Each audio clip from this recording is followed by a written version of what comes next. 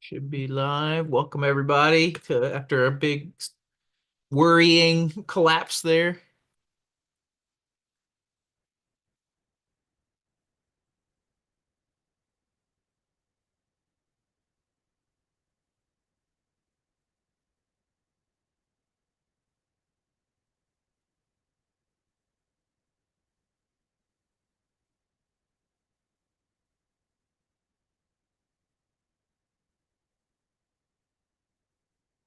All right.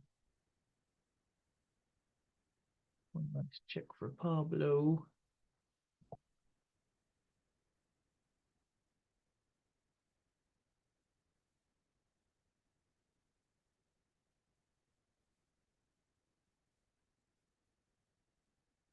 McLaughlin, right? Yeah, McLaughlin. McLaughlin. All Yep. right, cool.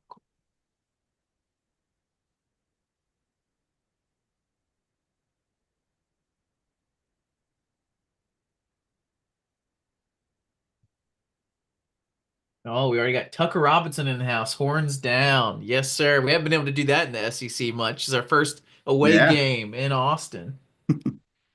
All right. Ryan's there. His arm hurts probably, Ryan, right? From doing the horns down, not from any kind of surgeries or anything. All right, well, let's get it started here. What much we win by? 5 points here? Yeah. 87, All right, 82. Yep. here we go. All right, guys, you're back on the Jungle Podcast. We are celebrating Bruce Pearl becoming the winningest coach in Auburn basketball history. He said it in his press conference. That's what he wanted to be, the winningest coach here. It's not like we've had such amazing history that we didn't have some like iconic guy to go past necessarily, but go back and listen to the Cliff Ellis interview we did. Go back and listen to the Sonny Smith interview we did, and definitely go back and listen to the Bruce Pearl interview we did. It's really cool to have another moment where we bring in history. It was a tight game at the end when it shouldn't have been. We were up 21 points on Texas. We ended up winning 87-82, a 5-point victory. So there's some stuff to talk about there after we were up 21 points. We have Will McLaughlin, or Shoota Hoops Will if you're on X or Twitter. He's joining me here. Thanks for coming, War Eagle. War Eagle. Hey, an SEC road win is gold, man. You take them how you get them, but boy, they got our heart rates up a little bit more than I think we all anticipated about 20, 30 minutes ago. I mean, I was saying it the entire collapse of my head. There are no easy SEC road wins, especially this year with how amazing the SEC is.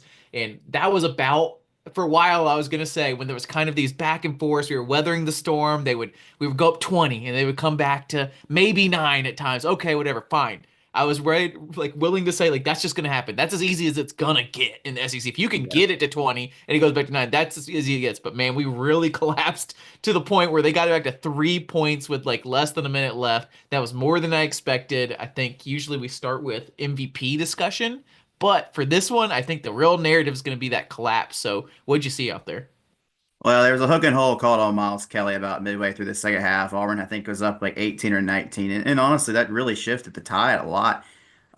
Texas, that's when really Texas started chipping away and just Auburn just started doing a lot of things uncharacteristically. To me, they really went away from Janai Room a lot in the second half. It felt like Auburn was settling a lot in the second half for tough shots. They shot the ball well from three in the first half. They were 6 of 12 from three, but they were only 2 of 9 in the second half. They just shots just for me, it just felt like Janai got his points tonight, but it just I don't know. Just feel like there were stretches of the game where you just play with our food, and it's not just tonight, but there's been stretches throughout the games that we've played that we just sometimes we play with our food. We almost get bored, and you can't do that in SEC play. And tonight, other teams have not been able to come back. Tonight, Texas was able to make a serious run. Obviously, Auburn was able to hang on, but Auburn's got to quit playing with their food. There was some, you definitely noticed that at times these lulls we've had, even though we go up 20, it's got to be hard to keep that intensity that we bring all game. What's tended to happen most games is we bring that intensity. If there's a lull, which there has been in some of these, we let them come back a bit and we kind of turn it back on. We turn it back on a bit and we're all right. They stop being hot. The game kind of gets back to where we wanted it to be. This game, when we started to hit our sputter, we didn't quite get back. We thought at one point we had a lull. We came back. Okay, that was it. That fine. Typical. We did again. Wow. Okay. Well, this Texas team's really persistent. They've come all the way back again. Then weird refereeing stuff happened. Like you said, hook and hold stuff. like stoppages. They started pressing on our point guards, where we started starting our offenses late in the shot clock. Things got a little strange. The Mhm. rotations got strange, and overall, we're away in the SEC, and we kind of, I think, like we were shooting at the beginning was amazing for a road win. And I know we have the best offense in the nation, but I was still shocked how well we were shooting to start. So I think we regressed a bit to the mean on what you could Mhm. probably expect in an away game. It just so Yeah. happened to all kind of roll into this collapse that we had in the last couple minutes. And it got weird. There was a Janai Broom tech at the end that was really bad. At first, in my text group with the guys, I was like, screw that ref. He obviously missed two or three different face hits in the last like Yeah. minute. Broom let him know. Broom hit the shot anyways, which was so, I want to cuss, but like it was so cool. He got hit in the face late in the shot clock. Oh no, we ruined it. It's really tight. I can't believe he's letting it get to him. Hits a great jumper, turns around the ref and is like, "Are you kidding me?" Mhm. Says something. I think he still didn't get to that point. Then he gave him this mean mug. Like, oh my Yeah. God, like disrespectful mean mug. And Matt, if Matt was here, he'd be so pissed at Janai Broom because Janai Broom has cut that out of his game for the most part, and it Yeah. almost cost us this game.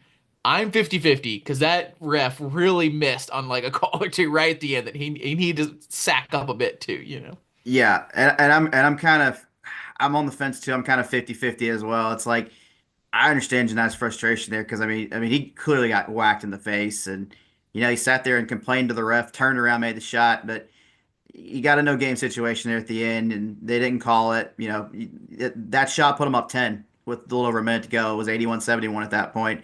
And really, if you think about it, in theory, that probably should have been the dagger and really ended the Texas's threat. Well, he keeps talking. He keeps mean mugging Terry Oglesby. He tees him up. It's kind of a soft tee. If you call the foul, you don't get yelled at. But that being said, you got a no game situation a little bit. Texas makes 2 3 throws. Texas was on fire at the end of the game, especially Arthur Kaluma. Like Oh my God, that he guy. he was the guy that I was honestly the most concerned about going into this game. Just the matchup with Janai. I know Trey Johnson's their stud freshman, but Arthur Kaluma's played Power Five ball at Creighton, at Kansas State. He's a solid player. He's a great, he's averaged 13 points a game. I think he ended up with like 34, but like Arthur Kaluma single-handedly kept them in this basketball game. And they credit to them because they didn't go down without a fight. But yeah, as far as the technical foul and the Janai, it's just he's done a better job with that this year. But yeah, just a tough moment for that to come back. And Yeah, two. unfortunately, it didn't cost Auburn at the end of the game. But yeah, it could have. Yeah, this game could have gone quietly. We could have rested some people. It wouldn't have to play this hard. We could have avoided maybe CBM hitting his shoulder. Could have avoided Denver hitting his knee. But it got squirrely at the end. And when it gets squirrely like that, because you let them come back in, things happen. People start playing aggressively. People start hitting the ground. When you could, same with us going to bed at time tonight. It was a 9 p.m. Eastern time tip for me in New York, 8 over in Central Time. But man, it looked like about 4 or 5 minutes left. We were going to hit the pod about 11 o'clock. We'd be in bed by midnight. All right. No, we didn't even get to start the pod till like 11:25, 11:30 because of Yeah. how stretched out this game got. Of course, they had to review like an out of bounds play and a hook and hold against CBM that took forever for them to review. At least they got the call right. Which But it's funny because I feel like Auburn's the only team that ever gets called for hook and hold. So it was like it's about time another team actually gets called for one. And Because you knew from the way that play ended up happening, they couldn't find the angle at first where the guy had yeah, hooked him, but you just knew the way CPM ended up getting like WWE style slammed. There was no yeah, way a body would normally do that. He would rolled off in a different direction, or he would have kind of not happened at all. But he was clearly like over the shoulder. I was like, there's no way that like physically happened without like, some sort of hold down for a second. yeah, And they found it. yeah, They found it in a camera angle. So. yeah. It ended up costing CBM his 3 throw streak. Oh my God, he was so upset. I thought maybe he was had it out of his head. Yeah. Shout out to that. He had hit 50 free throws in a row. A bit way past the Auburn record. 51, Made the 51, 51. Yeah, he Will missed it. saying. He made Yeah. the first of that one, but he missed the second. Yeah. So glad he got to 50 at least so you can say that. But 51, and I had to look up on my phone what the nationwide record is, and I think it's in like the 80s. So of course that's why I Yeah. was wondering why the college basketball, the ESPN announcers weren't bringing it up, you know. But so it's in the 80s, so it wasn't really that close to that. But the Auburn record was in the 20s, He so was he doubled 28. that. Yeah. 28. He Wow. was 28. Yeah. But I mean, they kept talking about it nonstop on the broadcast. They literally were putting every single graphic up. He's made 46 in a row. He's made 47 in a row. He's a 95% 3 throw shooter. it's just like he's gonna miss one at this point because it's just Yeah, announcer the jinx jinx is in. The is jinx is so in. there. But But you were talking about Arthur Kaluma. Big shout out to Arthur Kaluma, man. He was amazing this game. He on the seat, so he's a 6'7" forward senior. He's averaging 13 points a game, 8 rebounds. But tonight he had 34 points, 8 rebounds. So he doubled, triple, yeah, more than doubled his season average so far. He could not miss, especially against Janai Broom and Cardwell. It's really impressive. He's a big guy. He hit a lot of hard shots he did. for if they had won, you know for sure who their MVP would be. Yeah. But we won, so we're gonna get to decide our MVP like we usually have. Before we go in, I'll see if anybody has their MVPs in the chat here. We've got Tucker Robinson, Pocket Watch, Ryan Storm Norman's in there, Sam Smiley, Gibbs, Kames Current, a couple different Luca Thomas, a couple people I haven't seen in a while. Welcome back, guys. The only MVP vote I've seen here is from Ryan Storm Norman. He says Bruce should be the MVP. I don't know how I feel about it. Yes, he did break the record, but I felt like as a coach, you can't let your team collapse like that. So I don't know if I can give it to him. But let's see on Reddit, we've got AU Bears always gives us MVP vote, which I love. He said tough one. Janai is probably it, but Dan Hart doesn't want to give it to CBM. He was clutch down the stretch. Whips and Whiskey says MVP goes to CBM. Carry us the second half. Flippin' Rue, which I haven't seen before, says Miles Kelly! Exclamation point. OMO Konzo says the ref who watched JB get hit in the face and didn't call it, then gave him a technical. That guy was on fire tonight. Crappiest whistle I've heard this season. Not an MVP vote, but I'm glad you brought it up. Yeah. That's who we got. Who do you think MVP should be? I went back and forth on this because I mean, I feel like Janai gets it a lot here, obvious reasons. I wanted to go Miles Kelly for most of the game just because his 3-point shooting was great. But CBM was scoreless at halftime. He had all 16 of his points in the second half, and it felt like when Auburn needed a bucket or go to the free throw line, like he was able to get the job done. So when I was on it the first time, I gave it to CBM, and I got outvoted. But I'm going back to the well. I'm going to go CBM, I just think just to we're be gonna different. So I think we're gonna have a healthy discussion here because I think we're gonna have to figure it out between me and you. There won't be a good vote because there's not three of us, so we'll have to yeah, figure it out. We'll have to discuss it because I think the big three are definitely Janai Broom always, always. Lately, we've absolutely. been doing a Batman and Robin thing because he wins it so often. We pick a Robin. I don't think we have to pick a Robin. So I think there's a healthy debate between Janai Broom, Miles Kelly, and CBM. I wanted to give it to Miles Kelly the whole game. I still am leaning that way. He had 18 points, 4 or 6 from three. He was an absolute sniper this game. He was consistent all game. He drove the ball and made some twos, some tough twos in there. Played really good defense as well. 3 rebounds, 1 assist. CBM ended up with 16. Like you said, he didn't score the entire first half. So half of me is like, okay, yeah, it got tight in the second half, so I want to give it to him because it matters that he was clutch. So he Yeah. was clutch. Miles Kelly was in it the whole time. So was Jedi Broom, of course. But like you said, we went away from Jedi Broom at times tonight. 20 points, 12 rebounds. I mean, if it was any other player, we'd be obviously giving the MVP because it's Jedi Broom. We're like, we know he can do more. So I Yeah. don't know. I'm still leaning towards Miles Kelly. I don't know what you think. I mean, and Janai had 5 assists, 3 blocks, 2 steals as well. And Miles is definitely a worthy candidate. I just we look at stats, we get caught up on points, but what Chad Baker did on Trey Johnson for Texas, their stud freshman guard, you got to defense wins championships, defense travels. Trey Johnson, they held him to 5 of 13 from the field. He was 0 of 3 from three. He came in averaging 19 on the season. He only had 11 tonight for Texas. I know Arthur Coloma went off for them, but I think Chad Baker's defense. That's why I would probably lean in the direction of Chad Baker Mazara, just because of his presence on both ends of the floor. This But this I is don't why think you we can go have wrong with either guy here. this is why we have Will on. That's an amazing point. You've won me over personally there. I'll give it to CBM if you'll give it to CBM. Sounds good to me. Let's do it. You're crowned MVP, the jungle. I know Chad Baker listens to every show and really cares a lot. You are MVP CBM. Man, we love it because CBM is my boy, so I'm glad he got it. I mean, let's talk Janai Broom here. At Amazing. 51 free Another throws in a row. I mean, it's an incredible mark, and it's unfortunate that it's over. But you know, the, the guy hits his 3 throws 95% of the time. I mean, we're Can't shooting be. amazing on free throws this year. What was it? 3 years ago, maybe we were really not playing well from free throw. And now we're 84%. We're just Pettiford's playing great with it. CBM's great with it. They showed Denver's stats near the end when he got fouled that he's shooting in like the high 80s or low 90s right now. So shout out. I mean, that down the stretch, it was, we just sealed the game off with these free throws. So shout out to that. It's not always the most heralded stat. One score game. Denver goes and hits two. Texas comes back and they make 2 3 throws. And then Todd Pettiford steps in, kind of had come out of the game. Denver was kind of in down the stretch. He had knocked knees. Todd comes in. Texas took a long time to foul there, honestly, too, because Texas was down three. I think it was 12, 13 seconds left. They didn't foul Tahad until there was 6 seconds left on the clock. And then Tahad, true freshman, ice water in his veins, knocks home the 2-3 throws that, puts Auburn up 2 scores at the final 5 seconds. And Auburn's able to survive Austin, their first ever trip there. Seems Molly in the chat says CBM MVP spent the first half locking up Trey Johnson, scored all the points in the second half. We lose without him tonight. Shout out Sam. Sorry I missed that one earlier. Gibbs says got the W. That's what really matters. Lots of learning opportunities from the game that wouldn't have been there if there was a 25-point win. Totally agree.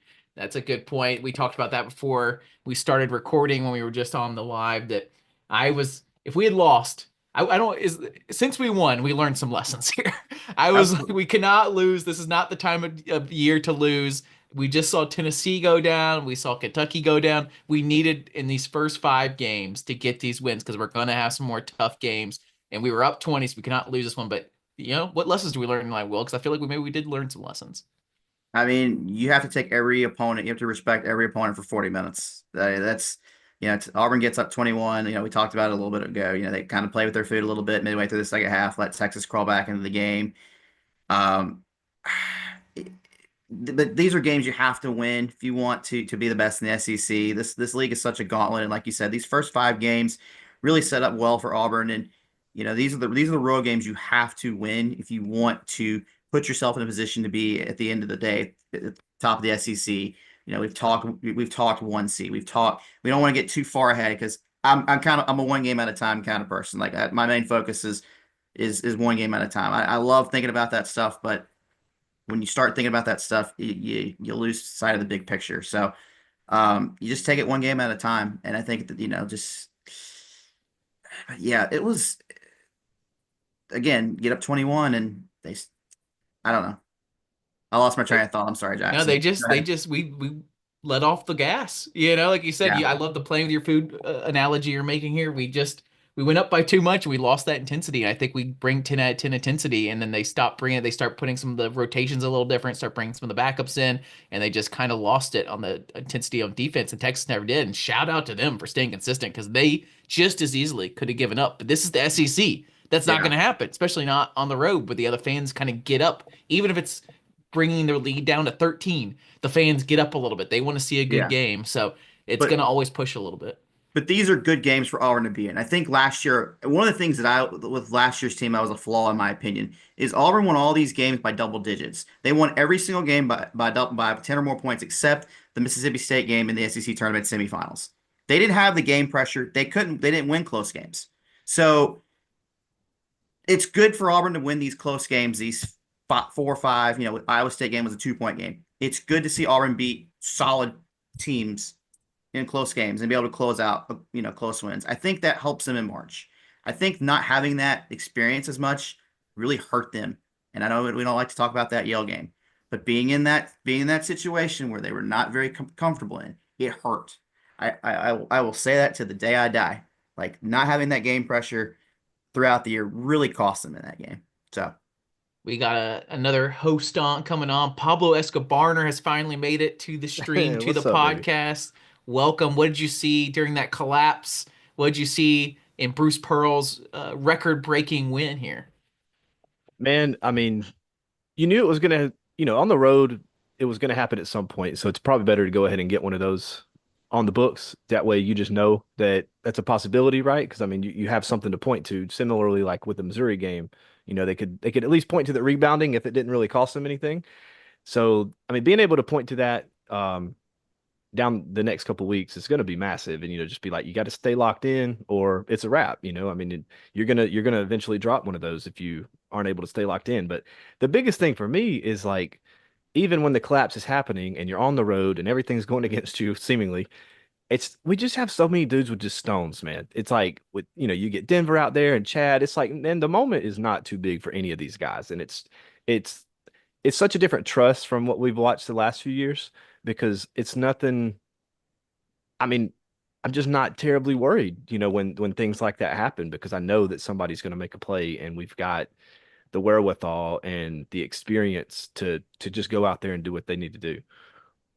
I put on my SEC preview list. We asked if we don't win the SEC, why wasn't? We were really splitting hairs on trying to figure that out. But my pick, after some other good points by everybody else, was that maybe in these close games, because we have too many dudes, we're not going to have the dude to take over the game. Sure, we have National Player of the Year, Janai Broom, but is he the guy with 10 seconds left on the shot clock at the end of the game that you want taking that shot? Is it Pettiford because he's been so clutch? Is it CBM? You know CBM would love to have it. And tonight he had a great clutch too. He went above the basket and put one in. There's just a lot of guys. Denver would even take it. Miles Kelly on the 3 line would of course would take it. So it's always like it's great to have so many options at the end of the game where you know you have that many clutch guys. Amazing. But who's going to get the ball in their hand? Are we going to try to play this offense where we're passing it around with 10 seconds left? Usually that doesn't happen. Usually you put it in your star players' hands and say, go make something happen. So tonight I feel like we learned some more lessons there. I don't know if we picked a guy. I mean, we saw Janai Broom even getting hit in the face, still hitting that jumper, that long, hard two. So maybe that's where we got it. I feel like CBM, like I said, had a hard two there. But then the very next possession, CBM tried to do it again and lost the ball. And I was like, that's because you shouldn't have tried to do it 2 possessions in a row where it was your hero ball or whatever. So I think there's some things to learn of who's the guy there. Yeah, go ahead, Will. I mean, for me, in those situations late in the game, you got to let the big dog eat. I like to say that when Janai makes a play like that. I just think Janai's your All-American. That's the guy I want taking the shot, quite frankly. But to what you guys were saying, like the great thing about this team is there's multiple guys that can beat you, multiple guys that can go off. Not everybody has to have their best game on this team because there's so many guys that have, like you said, Pablo, they have such stones and they just make great play after great play and. So it's a great option to have. But if I'm Auburn in the last 10 seconds, I want my best player getting the ball and taking that shot. Who's your guy, Pablo? If you had this team, the clock's going down, who do you Yeah, if want the the clock is ball? going down, I mean, it sounds weird because Janai is obviously that dude, but it's like, when it's ticking down 10-9, you got to get it up top and get a set. Like I'm not sure if Janai is that guy. You know what I mean? He's So so it's, dominant. He's so I mean, he dominant is down there, very but dominant. I he has mean, to I don't mean work. to say I don't trust throwing him the ball, but like I am more I just lean toward, a guy like CBM or Denver having the ball in his hands, being able to make a play, create for Janai, if they help off or kick out, it just gives you even more options as opposed to a double option, more of a triple option. I will give the Janai one of the greatest things he does. And I'm going to gush on him for a while right here. He's so in control. It's Right. crazy to watch how long he can have the ball in his hand with guys doubling him. His back down center moves. He's just got so many of them. Even dribble driving from the 3 point line. His handles have gotten so good, but it's always so in control, slower than anybody else. That's part of the reason I'd be like, oh no, shot, clock going down. I kind of want it with a guard in your hand, but without the shot going down, I feel like Janight Broom, give him a full 30 seconds, it's gonna go in. He's Yeah. gonna figure out a way to make it Right. go in, and that's what makes him so amazing. And tonight he also had a couple plays where, and it's been like this all year, but grown man amongst boys. Look like your uncle, your 35-year-old uncle playing 12-year-olds. There was one in particular tonight where he just put his shoulder into him, backed him all the way under the basket, and just put easy two in through a foul, I believe. He's just so amazing. He's hitting jump shots, he's hitting threes, he's dunking the ball in transition, he's backing people down. Like, what can't he do? I don't want people to take for granted how good Janai Broom is. Just Right. you guys, tell me what you think about him. And he's such a great and willing passer too. Like, another 5 assist game for him. And it gets, the fact that he draws 2, 3 defenders, it gives these guys open looks. It gives the Denvers, the Chads, the Tahads, the open looks, and to Pablo's point, and I definitely see where he's going there with, getting the ball to Chad or Denver in those situations. It's great having a guy that, is going to draw the attention. And, Auburn's able to get a lot of really, good open looks, in those situations. They didn't quite fall there toward the end, but most nights they have so far this year.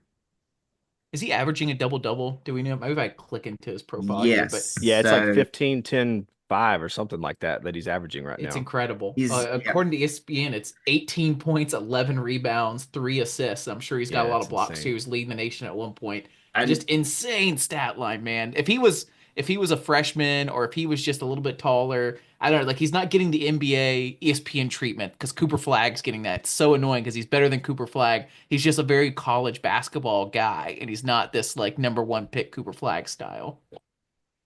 Yeah, and Yeah, the it's thing this with perfect juxtaposition to a Cooper Flag, right? I mean, multi-year, fifth-year senior college guy, and here he is, going to be probably player of the year. Well, we've talked about our MVP style guys. Janai, Chad, Miles, they all had MVP discussion because they all kind of equally or closely played as the best players in this game. But who do you guys want to talk about amongst Denver Jones, Chaney Johnson, Ja'Kai Howard, Chris Moore, Todd Pettiford? Anything stick out amongst those games?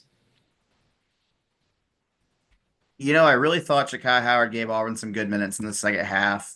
He was very aggressive, especially on the offensive glass. It's good to see him continue to work his way into the rotation. I think he's going to be a big piece moving forward. Chris Moore played 8 minutes. He was kind of on the floor there down the stretch, which is a little interesting. But his defense is certainly it's a fair point to why he was out there. And Miles Kelly also had 4 fouls, which I didn't realize that watching the game live. And he hit a Yeah, I didn't three, and either.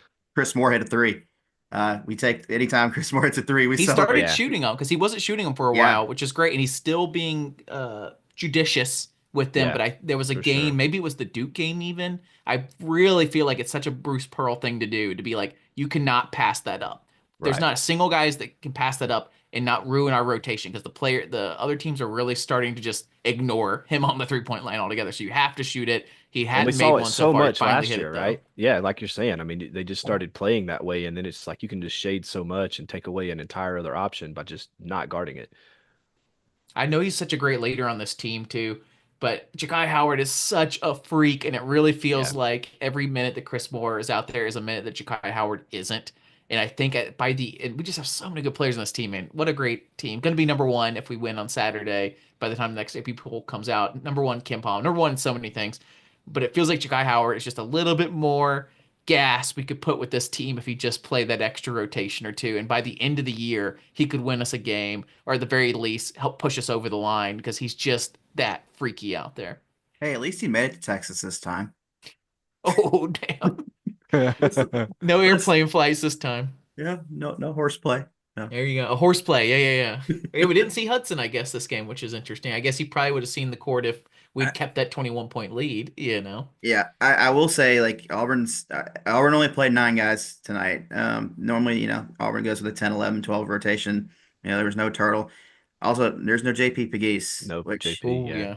you know, I, Official garbage time only. I mean, it started yeah, several games I ago, I hate guess, it. really, but I hate it, but he's in this funk that I don't know if he's going to get out of at this point. I feel like they it's gave him a done. It's done. It was done after the Duke game, I feel like, right? And then Yep. they started, and then Yep. luckily we are he did. blowing teams out by so much that he kept getting garbage time minutes. So he kept looking like he was getting 4 or 5 minutes, but it was really all garbage time. So yeah, he's done. In fact, I would love to shrink the lineup even more to get Chris. I know Chris Moore's the leader, but I'd love to get Ja'Kai Howard some more. And it's such a different lineup and rotation than last year. We were playing 10 guys always and trying to run people out. I like that we're shrinking it down to our best players. Anybody else you guys want to talk about? I guess another, well, yeah, before we talk about more players, I think it's a good call out that some of these guys had some foul trouble. It didn't, in fact, impact the game too badly. Ben Young, one of our other hosts, he called that out as Cardwell was the guy to watch because he was worried in these away games that we might get a little foul help happy. And we did get foul happy at times. Uh, Chaney Johnson had a really weird one. Like immediately in the game, he was basically like hunting for a foul. It felt like he should have gotten one even earlier than he got his first one. That was still only like 5 seconds into gameplay. I think it's going to bite us going forward. It feels like we've had, I don't know, when we play hard defense and make them make hard twos, they miss a lot. And someone like Pettiford, he could have had an MVP this game. He came out so hot, Right. hitting all these shots, and then he did two stupid fouls from behind. When Broom is in the paint and Cardwell are in the paint, he's still fouling from behind. He finally came back in the second half, was still playing well. Another silly foul to get his third. I don't know what's going on, why he's feeling the need to like foul from behind. He's getting beat, sure, fine. We still have some other great players. Like let them make a hard two. He gets a crummy whistle too, for being honest. I mean, some of the things, some of the times he'll drive in the paint, he won't get a foul call, and it's just like picks up these dumb ticky tack fouls on the defensive end. It's frustrating. But I've noticed this once or twice this year so far, and it happened again a couple times tonight. It feels like teams are trying to draw their best player and force to hide to try to guard him because there was two or three times in the second half where Trey Johnson ended up trying to post up to Hod, and he made a couple shots late in the second half as Texas was making that run over to Hod. So it Right. feels like teams are leaning on that quite a bit to where they're trying to force Tahad to try to guard the other team's best player. And that's something Tahad's going to have to work on going forward. And, his defense will get better. I mean, we know we've seen his offense and we've seen his shot making ability from outside, but his defense going forward is going to be probably one of the more important things to watch for Auburn, as the season rolls along. Pablo, any other thoughts about this game before we move on to SEC wrap up and talking about some other stats and maybe Bruce There were Pearl? two things that I was glad to see, honestly, because I mean, we're going to start seeing more of the scouting and getting into conference play and more of the, they're going to try to pick on what little perceived weaknesses that we do have. So it's like when we love throwing Janai that short baseline, right? Where he posts up, he can kind of back him down, spin to his right shoulder, get his left hand on the baseline. And you saw it a couple times where they almost anticipated that. And as soon as he spun, they jumped it and then jumped it from behind. And you're going to start seeing that a little more often. So it's like being able to have those counters, go ahead and put those in and get those looks and having that on tape, that's nice. And then just the way that they were playing the screens, and dropping off things and stuff like that. I mean, I think they learned a lot. And I mean, it was annoying, for them to come back when they were in very clear control of the game pretty much the entire time. But that's one of those that you're happy to get. You don't take for granted on the road against, a decent team, a good team. I mean, it's okay to call them a good team. And yeah, I mean, you learned a lot. Teams are going to adjust. It's going to be like we're thriving right now. We saw in the Jabari Walker year too. Like people get these teams are going to adjust. There's too many good teams in the SEC, so we will have to adjust with them. Luckily, we have a great coach like Coach Burgomaster on the staff. The Athletic, even you've heard us compliment and interview even Coach Burgomaster on this podcast twice, actually. We love Coach Burgomaster. He got a great shout out by The Athletic as our offensive coordinator. Go read that article if you get a chance. It's cool that he's starting to get that recognition Right. nationally, not just from our fan base, not just from Bruce Pearl. This might be his last season with us because he might go get a head coaching job or something else, but it's amazing. I think he's only 30 years old, maybe 31. Met him several times. Great guy. Big shout out, War Eagle. Just great to have him on the staff. A little SEC wrap up here, or right before I do that, someone in the comment section said we're actually is Mr. Beautiful. Thank you, Mr. Beautiful. Said we're actually number two in Ken Palm now. That Yeah, sucks. Duke I liked closed the being number gap, one. man. Yeah, Duke is just barely above us. Luckily, we're still top offensive team in the nation, which is really fun. I think we're still what in the top 15? No, we've fallen back a little bit on defense there. Maybe top 20, maybe top The 25. offense actually went up a little bit. Yeah, no, it looks like it. We're kind of far and away there. There's a big gap between us and number two, Kentucky, or not Kentucky, Connecticut. Florida is number three, Alabama number four. We've got a lot of teams to play here, but we'll probably fall to number two here in Kim Palm just in time to go number one in AP. But we'll go around the SEC here. Okay. Some big results tonight. It's a Tuesday night. Usually we play Wednesday, Saturday, but it's a Tuesday one. Kentucky goes down. Number six, Kentucky goes down at Georgia, 82-69. Georgia's been decent. I think they took Mike White, the Florida coach. So watch out for them. There's no easy wins away in the SEC like Georgia used to be. And the even bigger result, number one, Tennessee goes down to number eight, Florida, 73-43. Lost by 30 points. Their offense was absolutely terrible. They scored 15 points in the first half. 15, 1-5. Insane. They could have been held under 40 even. They hit a couple threes right at the end to make that look slightly more respectable than it really was. And then some other less interesting results. Number 14, Mississippi State over Vanderbilt. Uh, Missouri 83, LSU 67. Guys, quick thoughts on SEC play here? I'm going to say this because I know a lot of people have been complaining about Auburn being number two in the AP, but I'm really bummed that Auburn wasn't the team to knock Tennessee from the unbeatens. I was kind of Yeah. rooting for that Tennessee Auburn game to be number one versus number two. So I picked Florida to win tonight, but man, I really wanted Auburn to be the team because then it's like you go prove it on the court. the end of the day, the AP poll is the AP poll. Everybody's going to make a big Right. whoop-de-doo about it, and I think it doesn't matter. But um, yeah, but Tennessee. It seems like good old, the old Rick Barnes special. I like to call them. Some of these games they come out and they just offensively are just they don't show up. But I didn't watch a lot of that game, but they came out like their defense was great, but like they just threw brick after brick after brick up, and Chaz Lanier's a really good player, and it's going to be a tough matchup when they come to Auburn in a few weeks. But I mean, he had 10 points tonight. He's a 20 plus point guy usually every night. And Florida, Florida lost Saturday at Rupp, their first loss, but I mean, they hung 100 up, in a losing effort. That Gator team is really, really good. They've It's a got good team.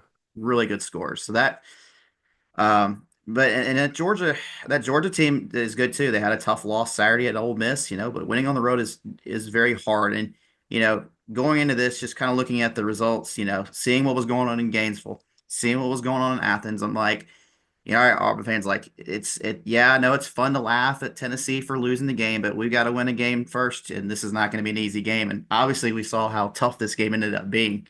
And watch out for that Mississippi State team. That Mississippi State team is legit, and Auburn after the South Carolina game, assuming that they're able to take care of business Saturday, they're going to be a number one ranked team in the country, and Mississippi State's going to be coming at them Tuesday night. That's a really good Mississippi State team. So, um, yeah, that's kind of my thoughts on the SEC tonight.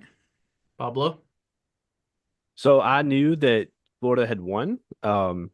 But just between getting off work late, getting home, getting dinner ready, getting the kids situated, and trying to just get everything in order, that way I could actually watch the Auburn game when it came on. I had no idea the score ended up what it did until the final when I had checked my phone, and that was my jaw almost dropped. I mean, I like Will said, I mean, I had picked Florida to win this game too. I think that is actually the second best team in the conference anyway. Um, but my God, 30 points. That's crazy. But yeah, I mean, terrible shooting night from what it looks like. And as we well know, it's hard as hell to win on the road, boys. I want Tennessee to, went ice sorry, cold, like the storm that's coming through Alabama in the future days. That's how cold they got. Florida's defense was stalking Tennessee's guys just like their coach does on Instagram. Am I allowed to say that? uh, What were you gonna say, uh, Will? You didn't like my Allegedly. metaphors? I thought my metaphors were great. yeah, This is a fan he- podcast. We're allowed to say stuff, right? I know. It's Todd Golden. Todd Golden was a former Auburn assistant. We have to remember that too. So it's like, Well, don't do stuff that I don't can do make fun stupid of. stuff. I get it. Yeah. I get it. I get it. Yeah, that's all I'm gonna say about that. Shout out Canoe Man in the comments here. I was wondering if you were going to show up. Yeah, it took you a little bit to get in there, but you're in there. I guess my last question is for Will and Pablo. And first of all, go follow Will, Shooty Hoops Will. He does a great job of keeping up with our players in the pros, which is really interesting. Some a lot of guys all over the place in Serbia and Turkey and all kind of different places, and a lot of great guys in the NBA now, which is really fun. And Pablo Escobar, of course, Auburn Twitter legend. Go follow him. And thanks for coming on, guys. My last question for you, Will, are you having fun? I'm always having fun. It's a fun time to be an Pa Auburn Tiger. Pablo, you having fun? Hell yeah, baby. Yeah, it's been great. I mean, it's so fun, and I hate having to wait 3 or 4 days in between. And yeah, you just itch for more because I mean, it's beautiful. It's so fun to watch. It's very classic, just organized basketball, and it's a pretty thing to watch. All right, guys. War Eagle, and we'll see